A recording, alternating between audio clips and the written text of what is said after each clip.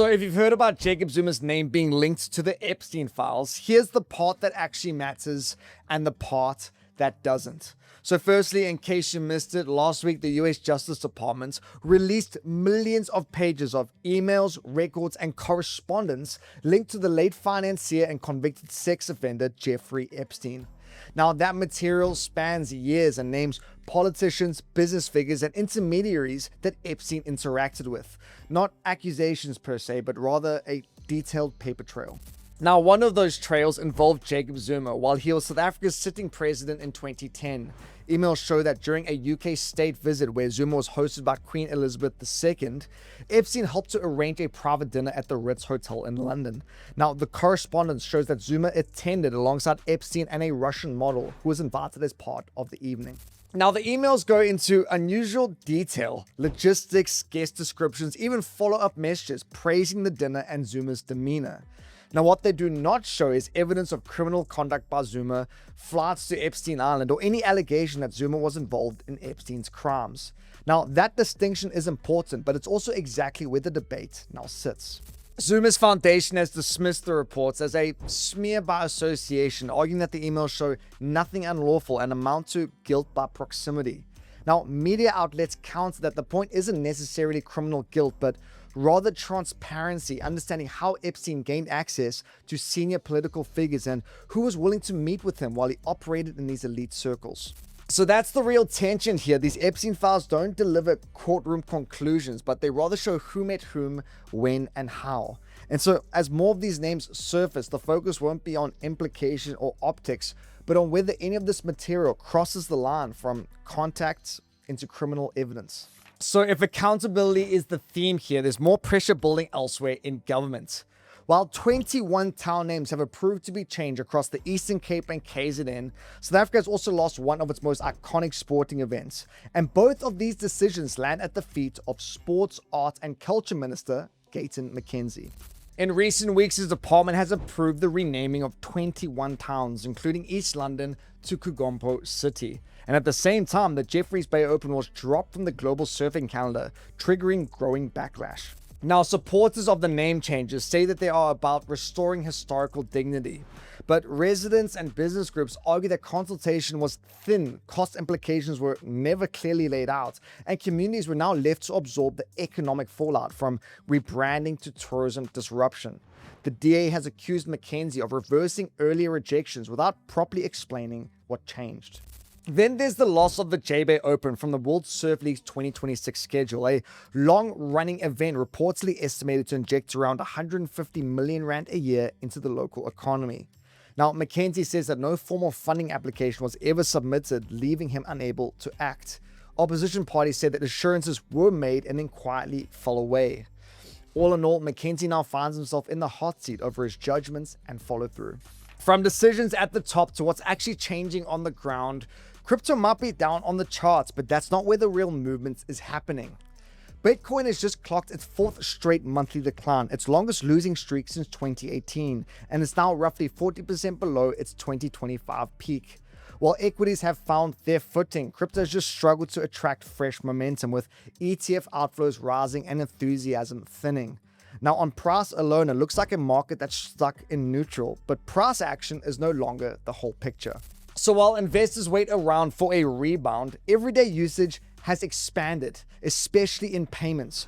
Across Africa, crypto is increasingly being used alongside traditional payment methods for subscriptions, freelance income, and cross-border transactions where cards, dollars, and fast settlements aren't always available.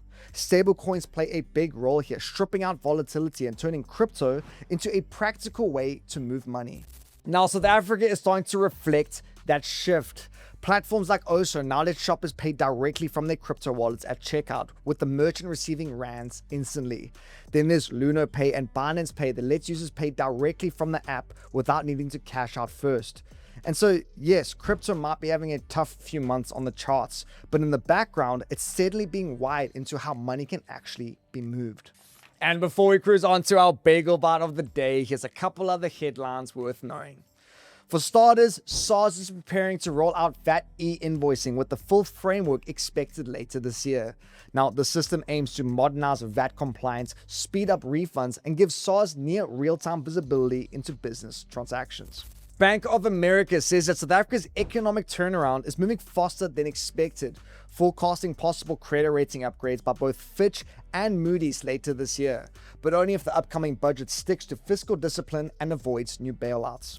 And South Africa's illegal cigarette market is booming, pushing smoking rates higher while tax revenue just collapses. Researchers estimate that up to 3/4 of cigarettes sold are now illegal, costing SARS billions of rands a year. And just a quick housekeeping note, if you're enjoying the show, please can I ask that you like and subscribe. It's the only way we grow.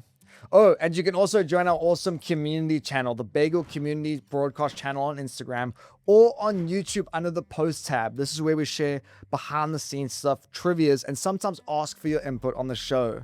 And so if you'd like to help shape the show and the news we cover, that's the place to do it. Get involved. And on to our Bagel Bite of the day. I really hope you're paying attention in biology. Let's see what you got. The question is, which part of the eye controls how much light enters? Is it A, retina, B, iris, or C, cornea? We'll give you the answer at the end of the show.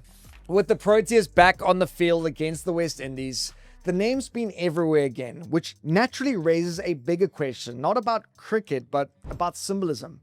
In a country with some of the richest plant diversity on Earth, how did South Africa end up choosing the Protea as its national flower? Now, the answer lies in timing as much as botany. You see, the King Protea was officially named South Africa's national flower in 1976, with no formal explanation on record. But what's clear, though, is what it's come to represent since: uniqueness, resilience, and deep local roots. Excuse the pun. Proteas are ancient plants with a family lineage that goes back millions of years, and many of them grow nowhere else in the world.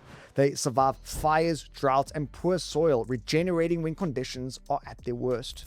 And that's the real reason it's stuck. You see, the Protea isn't necessarily the most obvious choice, but it does tell a story of diversity within a single plant family, of survival through pressure, and of thriving in unlikely conditions, which makes it a surprisingly good metaphor, not just for our cricket team, but for the country it represents.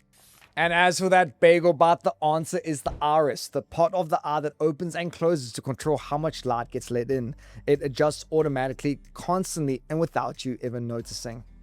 And my friends, that's it for today's show. Thanks so much for tuning in. Be sure to check out our community channels if you haven't done so already. Otherwise, I hope you guys have a great day further. Be kind to one another, and we'll catch you all tomorrow for the next round of the good stuff.